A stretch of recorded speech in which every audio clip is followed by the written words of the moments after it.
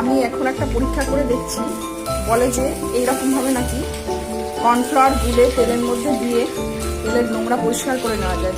আমি দেখছি সত্যি সেটা হয় কিনা।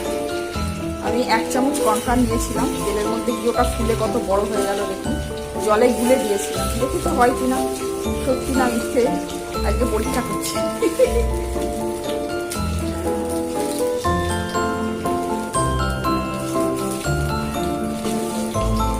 যেন সত্যি পরিষ্কার হচ্ছে, মানে যেহেতু একটা আঠালো জিনিস কীটনাশকটা ব্যাপার, ওটা তেল থেকে সমস্ত নোংরাগুলোকে নিয়ে আলাদা হয়ে গেল।